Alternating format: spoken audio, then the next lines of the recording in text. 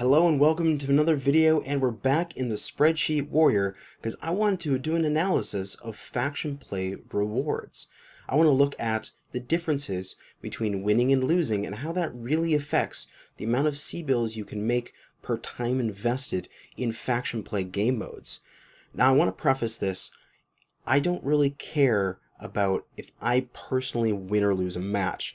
I know that specifically in faction play, there is no matchmaker.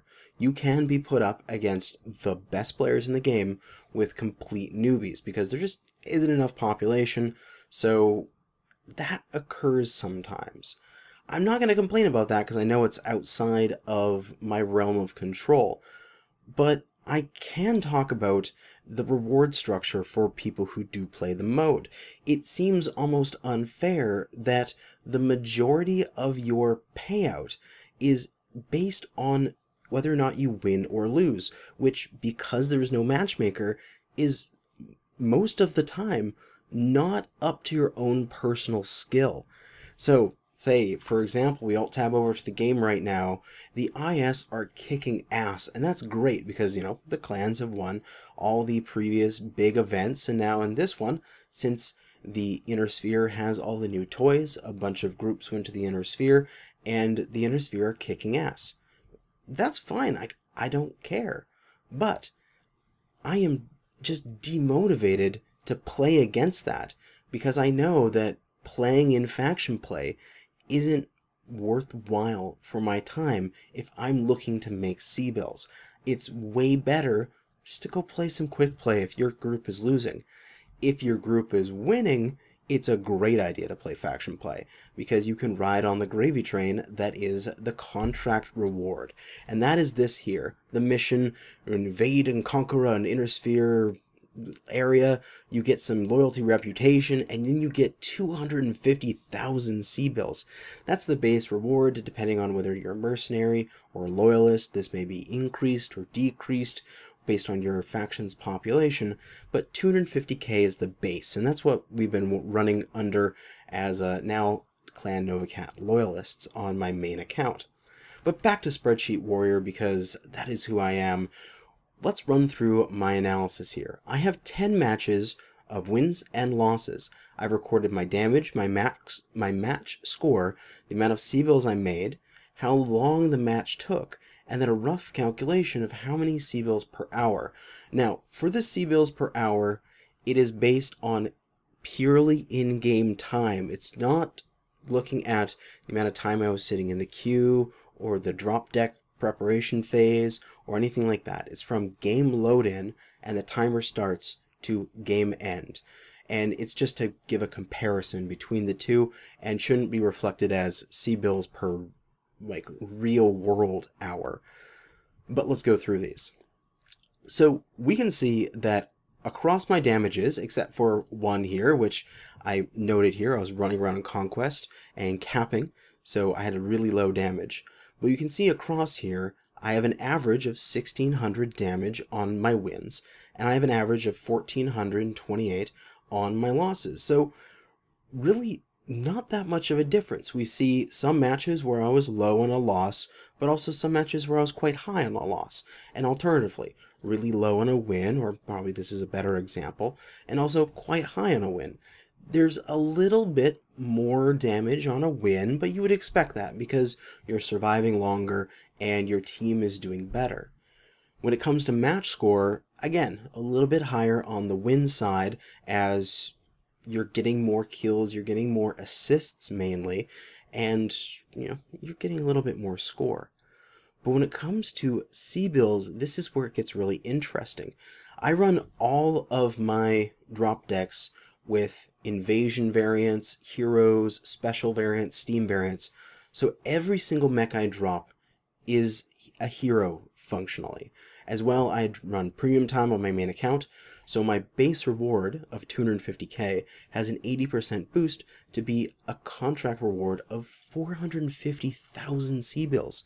And that 450,000 is such a huge amount that it vastly swings the C-bill earnings in favor of the wins, with an average of almost 1.2 million compared to the average of losses at just 530,000. So double the amount of C-bills on average if I win compared to if I lose. And then match times, you can see it's about the same, 20 minutes for a win, 17 minutes for a loss. A lot of these hover around the same time, you know. They've got 13:26 and 13:11 here, so I've been on both sides of basically identical matches there. But using those times, we calculate the C-bills per hour. And again, this is where it comes into having these huge contract rewards only being rewarded to the winner. We see 3.5 million C-bills per hour of in-game time for winning matches, but only 1.8 for losing matches. That's a huge difference. We can see it over here in this summary. If we win, we get the C-bills and C-bills per hour. These are simply just pointing at these nodes over here, and the loss, and we can see the difference of 683 C-bills per on regular match, and then C-bills per hour of almost 1.7 million per hour that I'm losing out because matchmaker just decided to put me on a team that was going to lose, or the community decided for this event IS is going to win, or clans are going to win like they've done in the past. The community goes to one side and just sort of goes with it, and that's the winning group. But if we add the contract, this 450, to the loss rewards, it brings them up significantly. We see that the 530,000 now jumps to 981,000 per match, and the C-bills per hour jumps up to 3.4 million. This is almost the same. If we look at the summary here, the contract plus, you see those numbers that I just listed off, and you see the differences compared to the regular wins, and it's so small. What, 213,000 C-bills on average per match? Okay, that you could totally say that that is entirely based off of like the amount of assists and stuff you get. That's based off your personal performance. And the amount of C-bills you get per hour is virtually negligible. It's only 100,000 C-bills off per hour. When you're talking about 3.4 and 3.5 million, it's inconsequential, another 100,000, whether or not you make that per hour or not. So what I would like to do is I want there to be a way that if you are on the losing team, but if you are playing your heart out, you also get your contract reward. Because there's just not profitable for me to play faction play if I know I'm going to lose. And this event is an example of that. In the past, the events were clan-based, and I'm like, sure, I'll go into there because I'm on the winning side. And I felt sorry for the IS, and I had this brewing for a long time. I've been gathering these stats for months. And this new event is just showing it, flipping in the other direction. Now the other side of the player base is getting screwed by losing out on these contract rewards. It just makes sense that if you are going to be a decent player, I have consistent results. I don't automatically go, it's not like when I'm going in my winning side, I'm getting 1600 damage on average, and then when I'm losing, I'm only getting 200 damage on average. It's not like I'm a horrible player when we lose. I'm the same player no matter what, but the complete randomness of the faction play matchmaker is determining whether or not I have a good payout, which I don't think is fair.